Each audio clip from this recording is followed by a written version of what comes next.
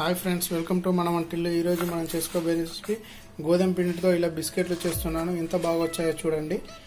చాలా బాగా గుల్లగా ఉన్నాయి కదా, లోపల కూడా చాలా కుక్ అయింది.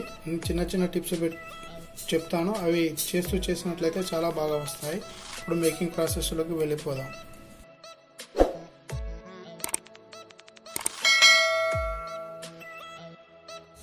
ఈ గోధుమ పిండి బిస్కెట్ల కోసం నేను ముందుగా ఒక కప్పు గోధుమ పిండిని తీసుకున్నాను.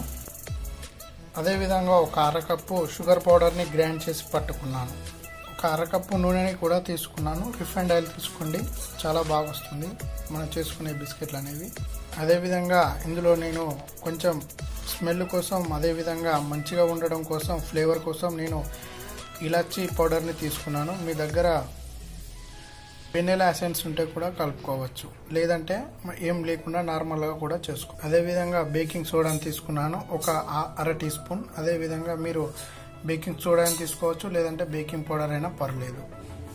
నేను ఇలాంటి ఒక వెడల్పాటి బౌల్లో వీటన్నిటిని మిక్స్ చేసుకుంటున్నాను. ముందుగా మనం తీసుకున్న ఫుల్ కప్పు గోధుమ పిండిని ఇందులో వేసుకుంటున్నాను. మనం షుగరు అలాగే ఆయిల్ని అరకప్పు తీసుకున్నాం కాబట్టి ఒక ఫుల్ కప్పు గోధుమ పిండిని తీసుకుంటున్నాను. అరకప్పు షుగర్ని కూడా ఇందులో మనం గోధుమ పిండిని మొదట యాడ్ చేసుకున్న బౌల్లోనే యాడ్ చేస్తున్నాము.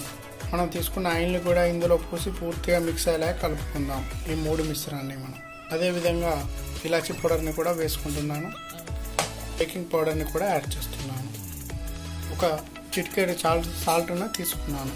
ఇప్పుడు వీటిని పూర్తిగా కలిసేలా అన్నిటి కలుపుకుందాం ఈ మిశ్రమాన్ని మనం. ఇలా పూర్తిగా మనం అదుపుతూ కదిపినట్టయితేనే మనకు ఈ బిస్కెట్లు అనేవి చాలా క్రంచీగా వస్తాయి. చూపిస్తున్న విధంగా మీరు అదుపుతూ కలుపుకోవాలి ఈ పిండిని. చూడండి, మనకు ఒక కప్పు గోధుమ పిండిని తీసుకున్నాను. అదేవిధంగా హాఫ్ కప్పు షుగర్ పౌడర్ని, హాఫ్ కప్పు ఆయిల్ని తీసుకున్నాక మనకు పర్ఫెక్ట్గా సరిపోయింది. చూడండి, మీరు క్వాంటిటీ అనేది కరెక్ట్గా ఉంటేనే మనకు క్రంచీగా వస్తాయి. ఇదే విధంగా ఈ క్వాంటిటీలో చేసుకోండి, మనకు ఎక్స్ట్రాగా ఆయిల్ అనేది అవసరం ఉండదు. అదేవిధంగా వీట్ ఫ్లోర్ అనేది కూడా అవసరం ఉండదు. చూడండి, నేను ఈ విధంగా అల్యూమినియం ఇడ్లీ పాత్రను తీసుకున్నాను. దానికి ఆయిల్ అనేది అప్లై చేస్తున్నాను. మీ దగ్గర స్టీల్ ఉన్నట్లయితే స్టీల్ అయినా పర్లేదు. ఇలా ఒకసారి ఇడ్లీ పాత్రలో ట్రై చేసి చూద్దామండి, చాలా బాగా వస్తాయి ఈ మనం చేసుకునే ఈ బిస్కెట్లు అనేవి. అదేవిధంగా అన్నింటిని కూడా ఆయిల్ అప్లై చేసుకుందాం. ఇలా అన్ని ప్లేట్లకి నేను ఆయిల్ అనేది అప్లై చేసుకున్నాను. మనం మిక్స్ చేసుకున్న గోధుమ పిండిని ఇలా బాల్స్ లాగా చేసుకున్న తర్వాత దీన్ని ఒక షేప్ చేయడం కోసం నేను ఇలా ప్రెస్ చేస్తున్నాను. చూడండి, మీరు కూడా బాగా పల్చగా కాకుండా మరి గట్టిగా కాకుండా ఇలా స్మూత్గా చేసుకోవాలి మనం చేసుకునే బిస్కెట్. అదేవిధంగా దీనికి డిజైన్ కోసం నేను ఈ విధంగా ఫోర్క్ సాయంతో ఇలా నేను చిన్నగా పెడుతున్నాను.